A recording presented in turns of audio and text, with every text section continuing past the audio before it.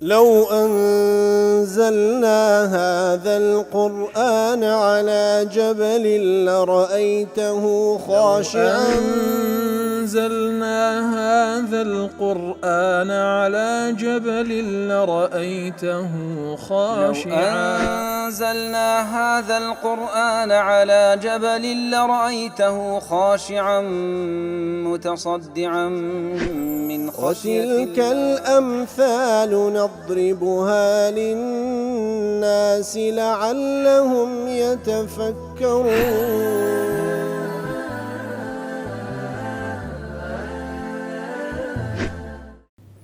الحمد لله والصلاة والسلام على رسول الله وعلى آله وصحبه ومن والاه. السلام عليكم ورحمة الله. برزان خوش حالم لوانا الشخصتنا وتدول وانا كاين تفسير قرآني بيروز بيم وخزمتان ومبست رزامندي رب العالمين وهوادانم إوي آزي السودي لول بقرن. أعوذ بالله من الشيطان الرجيم. بسم الله الرحمن الرحيم. هل ينظرون إلا أن تأتيهم الملائكة أو يأتي ربك أو يأتي بعض آيات ربك يوم يأتي بعض آيات ربك لا ينفع نفسا إيمانها لم تكن آمنت من قبل أو كسبت في إيمانها خيرا قل انتظروا إنا منتظرون. والله خۆشەویستان وەکو لە دووانەی ڕابردووش لە خزمە دەواتە پیرۆزەدا بووین. رب العالمین لە دوای ڕوونکردنەوەی ئەو هەموو بەڵگانە لەسەر وحدانیەتی خۆی سبحانه وتعالى لەسەر پێغەمبەرایەتی محەممەد المصطفى صلى الله عليه وسلم لەسەر ئەوەی کە ڕۆژێکمان لە پێشە کە ڕۆژی لێپێچینەوە و حەشر و حیسابە لەسەر ئەو بابەتانە و لەسەر ئەو حەقایقان چەندین بەڵگەی هیناوە. اینجا دەفەرمی ئایا ئەوانەی کە لە دوای ئەو هەموو بەڵگەی ئامادەنین ئیمان بینن چاوەڕوان چ دەکەن؟ ئایا چاوەڕوان دەکەن مەلائیکەت بێ واتە لە بۆ ڕەحکێشانیان یان مەلائیکەت بێ لە بۆی عەزاب بینتە سەریان؟ ئەو یەئتیە ڕەبوک یان چاوەڕوانی قیامەتن کاتێکەوە پەروەردگارت دێ لە بۆ ساحەی مەحشەر لە بۆی قەزاوە لە نێوان بەندەکانی بکە. ئەو یەئتیە بەعض ئایاتی ڕەبیک یان چاوەڕوانی ئەوەن کەوە علامەتە گەورەکانی هاتنی ڕۆژی قیامەت دەست پێ بکە. ئەو زە دەفەرمی یەومە یەئتی بەعض ئایاتی ڕەبیک ئەو ڕۆژێکەوە یەکێک لە ئاەتەکانی نزیکبوونەوەی قیامەت دێکە وەکو لە تەفسیرەکان باسمان کرد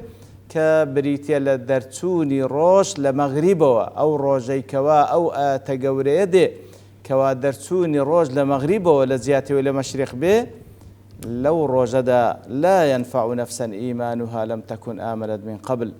حتى أو كاتأكل إيماني نهنا بكسيك أو روجيكوا أو آتقوري بتساوي خوي دبيني أجر إيمانيش بيني تازة سودي لورناقريو بكل چيناي ولي قبول ناكري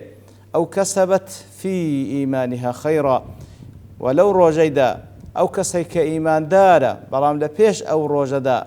كدوي تاچي نبو لە دوای دیتنی ئەو علامەتە بێوێت تەوبە بکە و کردەوەی چاک بکە عینی بەکەل چینە ئەو کردەوە چاکانە. اینجا دەفەرمی قل انتظروا إنا منتظرون پێیان بڵێ ئێمە چاوەڕوانین دەی چاوەڕوان بن ئێمەش چاوەڕوان بین ئێمەش چاوەڕوانین. جا وەکو دەفەرمی قل انتظروا أي قل لهؤلاء الكافرين بعد بيان حقيقة الحال على وجه التهديد کەواتە پێیان بڵێ بەو بێباوەڕانە بڵێ پاش ئەوەی کەوە ئەو هەموو حقائقە ڕۆن بووەوە وەکو تهدید و هەڕەشەیەک انتظروا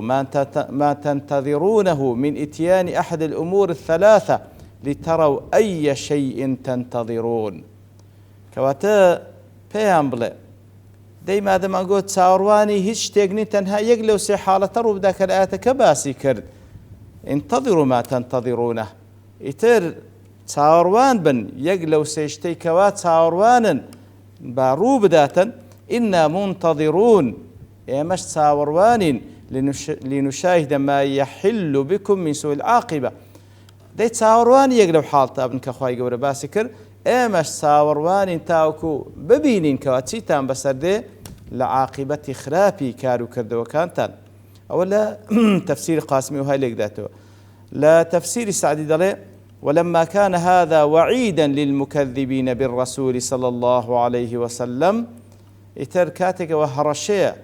لو كسانك ورسول الله بدر ودزان صلى الله عليه وسلم تفرمي وهم ينتظرون بالنبي صلى الله عليه وسلم وأتباعه قوارع الدهر ومصائب الأمور إتر أوان باعتبار تساوروانا كشتي خراف وعاقبتي خراف ومصيبة بس البيغمبر دابي صلى الله عليه وسلم بيان بلي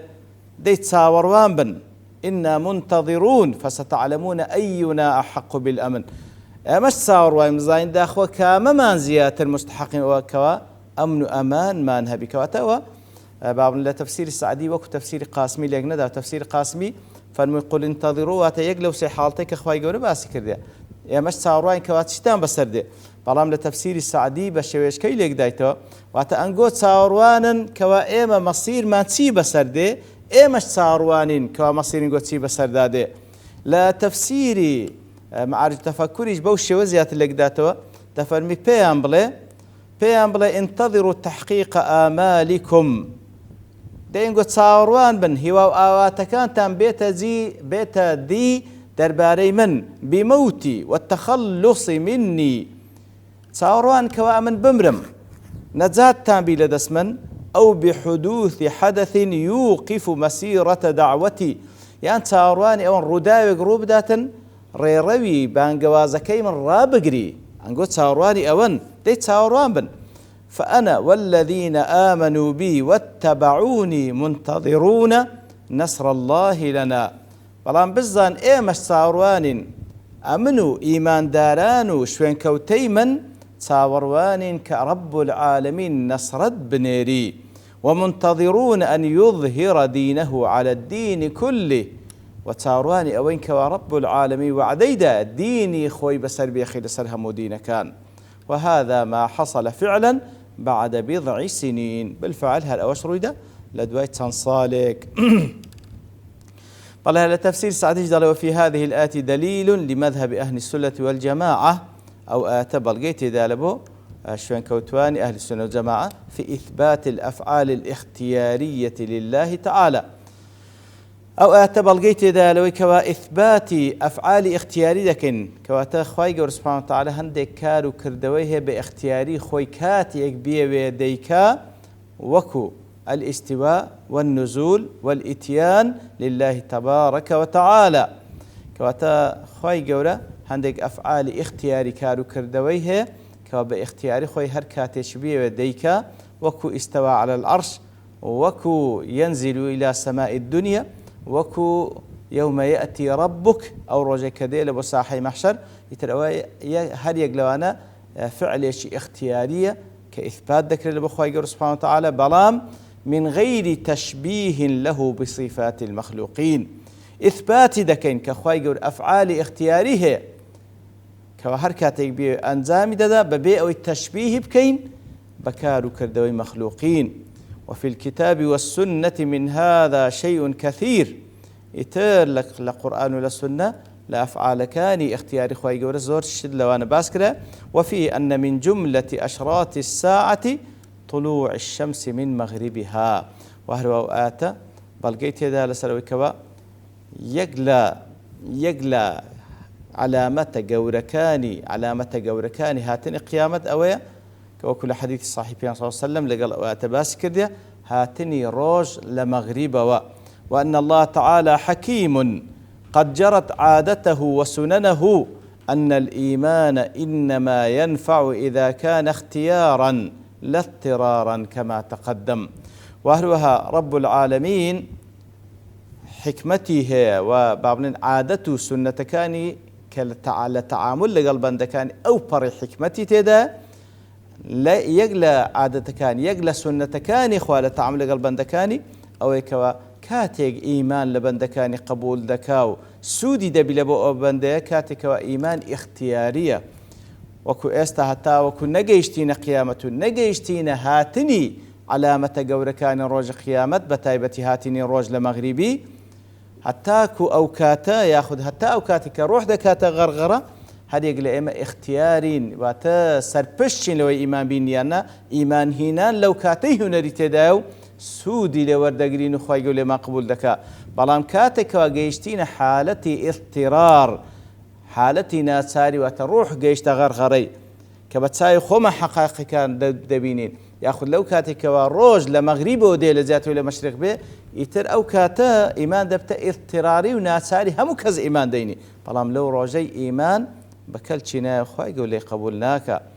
وأن الإنسان يكتسب الخير بإيمانه، وهروها أوات لي وردجيركوا إنسان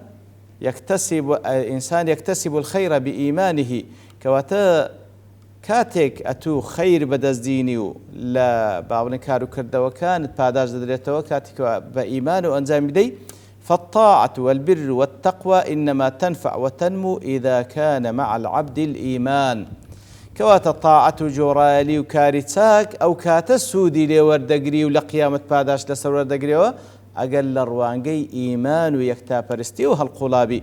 فإذا خلى القلب من الإيمان لم ينفعه شيء من ذلك. بەڵام ئەگەر ئەو دڵە خالی بوو لە ئیمان و لە عەقیدەی یەکتاپەرستی، ئەوە بە هیچ شێوەیەک ئەو بەندەیە کە ئەباونە سوود لە کار و کردەوە چاکانیش وەرناگری. بەڵام وەکو لە حەدیث صحیح مسلمدا هاتیە کەسی بێباوەڕیش کاتێکەوە کردەوەی چاک دەکا، بەڵێ لە قیامەتێ هیچ پاداشتێکی نە، بەوەی کافرە، پاداش لە بۆ ئینسانی ئیماندارە. بەڵام لە دنیایش خوای گەورە فەزل لەگەڵ بەندەکانەوەیە. کەسی کافریش کە کردەوەی چاک دەکات لە دنیای خوای گەورە پاداشی داتەوە، بەڵام لە قیامەت هیچ لە بۆ نییە. بەڵێ ئەوجا لە دوای ئەو دەفەرمی وەکو لە مەعارج تەفەکوڕ قول الله تعالى خطابا لرسوله، کاتێکەوە رب العالمین گفتوگۆ و خطاب لەگەڵ پێغەمبەرەکەی دەکات صلى الله عليه وسلم بشأن المشركين وغيرهم، دەربارەی کەسانێکی هاوتە هاوبەش پەیدا کرد وغەیری ئەوان الذين تركوا دين الله الواحد، ئەوانەی کەوا دینی ئەو دینە ڕاست و دروستەی خوای گەورەیان بەجێهێشتە فتفرقوا أديانا ومذاهب، ئەو مشریکانەی کەوا وازیان لە دینی یەکتاپەرستی هینە کە تاکە سیراتە المستەقیمە دەگەینتە رب العالمین، بەڵکو لە بەرامبەردا هاتن چەندین دین و مەذهبی باتڵیان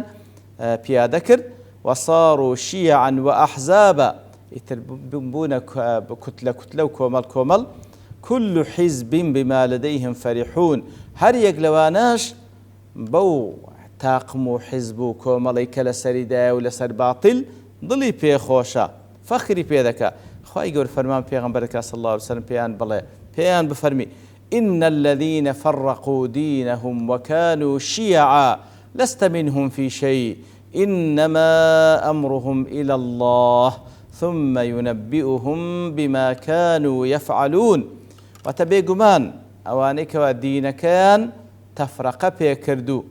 بون بشبشو كتلة كتلة لست منهم في شيء يا رسول الله صلى الله عليه وسلم، أتول أواني بهيج شيويك إنما أمرهم إلى الله، إتر أوانا عاقبة أمريانو بابلين سزادانيان لولاي خوا دەگەڕێتەوە سبحانه وتعالى ثم ينبئهم بما كانوا يفعلون. إتر الله سبحانه وتعالى پێیان ڕادەگەینیتەوە ئەوان چیان کردیە و هەروە سەرنجامی کار و کردەوەکانیان پێ ڕادەگەینیتەوە.